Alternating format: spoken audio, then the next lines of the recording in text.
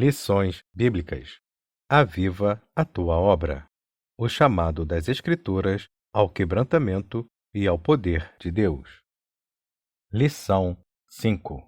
O avivamento na vida da Igreja. Texto áureo. E todos foram cheios do Espírito Santo e começaram a falar em outras línguas, conforme o Espírito Santo lhes concedia que falassem. Atos, capítulo 2, versículo 4. Verdade prática. Ao longo dos anos, a Igreja experimenta avivamentos por meio do batismo no Espírito Santo e da atualidade dos dons espirituais. Leitura bíblica em classe. Atos, capítulo 2, versículos de 1 a 13. Cumprindo-se o dia de Pentecostes, estavam todos reunidos no mesmo lugar. E, de repente, veio do céu um som, como de um vento veemente e impetuoso, e encheu toda a casa em que estavam assentados. E foram vistas por eles línguas repartidas, como que de fogo, as quais pousaram sobre cada um deles. E todos foram cheios do Espírito Santo e começaram a falar em outras línguas, conforme o Espírito Santo lhes concedia que falassem. E em Jerusalém estavam habitando judeus, varões religiosos, de todas as nações que estão debaixo do céu. E, correndo aquela voz, ajuntou-se uma multidão e estava confusa, porque cada um os ouvia falar na sua própria língua. E todos pasmavam e se maravilhavam, dizendo uns aos outros: Pois que não são galileus todos esses homens que estão falando? Como, pois, os ouvimos, cada um, na nossa própria língua em que somos nascidos? Partos e medos, elamitas e os que habitam na Mesopotâmia, e Judéia, e Capadócia, e Ponto, e Ásia, e Frígia, e Panfilha, Egito e partes da Líbia, junto a Cirene, e forasteiros romanos, tanto judeus como prosélitos, e cretenses e árabes. Todos os temos ouvido em nossas próprias línguas falar das grandezas de Deus. E todos se maravilhavam e estavam suspensos, dizendo uns para os outros: Que quer isto dizer? E outros, zombando, diziam: Estão cheios de mosto. Introdução. Nos primórdios da Igreja, o povo de Deus era avivado e caminhava sob a direção do Espírito Santo. Por isso, nesta lição, estudaremos o papel do enchimento do Espírito no avivamento primitivo. Analisaremos o aspecto dinâmico da Igreja e, finalmente, teceremos algumas considerações quanto ao dinamismo avivado da Igreja primitiva para os dias atuais. Tópico 1. O batismo no Espírito Santo e o público-alvo. 1. O chamado abrangente de Jesus. A primeira condição para receber o batismo no Espírito Santo é passar pela experiência de salvação, sendo necessário arrepender-se e crer no Evangelho, pois sem arrependimento e fé não há salvação. A segunda condição é obedecer a Deus, pois nosso arrependimento e fé devem apresentar frutos dignos. E, finalmente, a terceira condição é santificar-se, pois, sem santificação, ninguém verá a Deus. Esse chamado de Jesus é para todas as pessoas. Ele antecede a experiência do batismo no Espírito Santo. 2. A promessa é para todos os salvos. Os primeiros a receberem essa manifestação sobrenatural do Espírito Santo foram os discípulos que, salvos, se reuniam no cenáculo para perseverar em oração. Eles esperavam o cumprimento da promessa feita por Jesus. E, de repente, o Espírito foi derramado sobre todos os que estavam reunidos e assentados na casa. Ao final do segundo capítulo de Atos, o apóstolo Pedro afirma que a promessa diz respeito a vós, a vossos filhos e todos os que estão longe, a tantos quanto Deus, nosso Senhor, chamar. Assim, o texto bíblico atesta a abrangência atemporal e perene da promessa.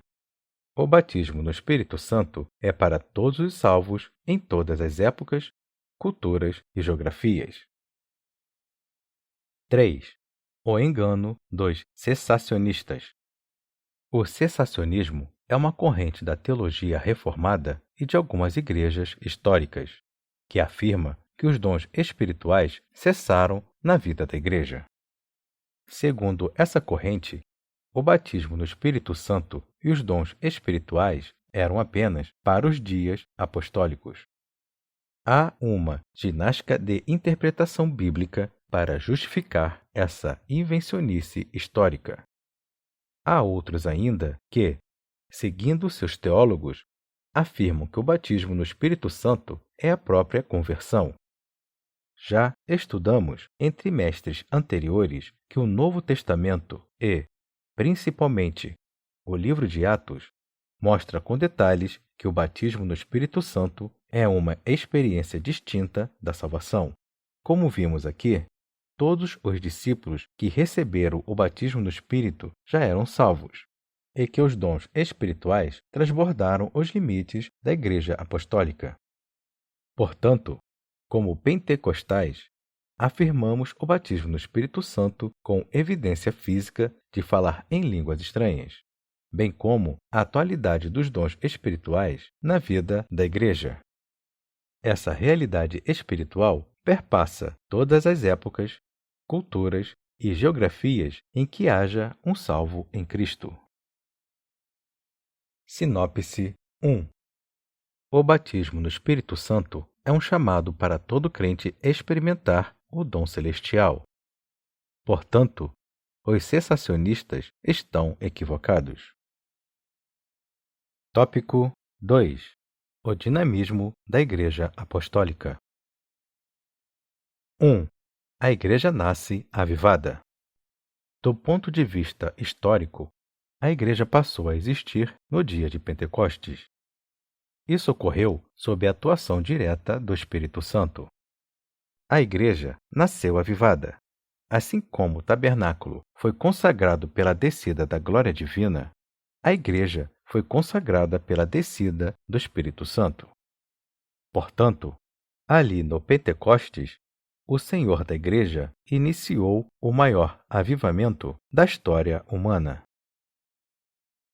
2. A Igreja depois do Pentecostes. Os sinais do poder de Deus nos Atos dos Apóstolos podem ser resumidos assim: conversão e batismos, os quais eram frutos do avivamento espiritual em Jerusalém. Após o Pentecostes, a Igreja Apostólica pregava na autoridade do nome de Jesus, na unção e no poder do Espírito Santo. Por isso, nessa igreja havia perseverança na doutrina, na comunhão e na oração.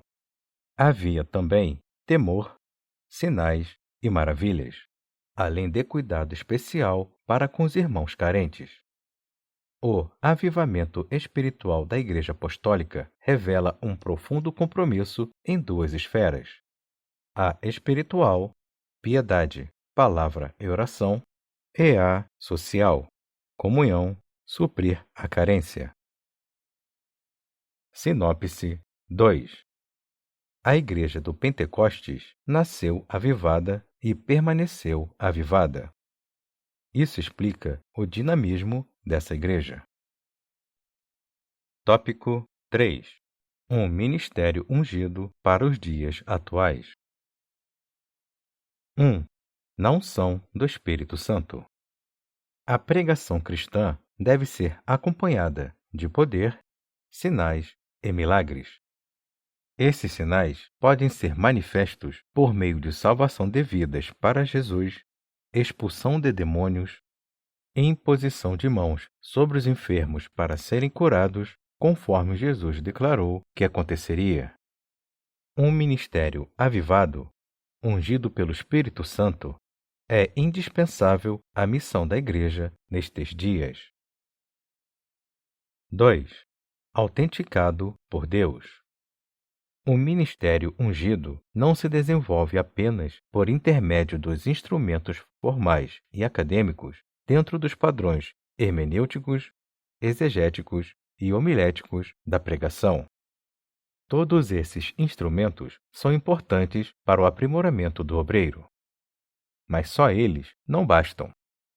É preciso que Deus aprove o trabalho do obreiro. Foi assim que aconteceu em Marcos, quando Jesus autenticou a pregação dos discípulos, confirmando a palavra com sinais que se seguiram. Portanto, o modelo da pregação do Novo Testamento é uma mensagem confirmada pelos sinais e prodígios de Deus. 3. Glorifica a Cristo. O ministério ungido pelo Espírito glorifica a Cristo e não o homem. Não por acaso, nosso Senhor declarou que a missão do Espírito Santo é glorificá-lo. Assim, toda a mensagem do Evangelho e atividade sobre a direção do Espírito Santo devem glorificar a Cristo.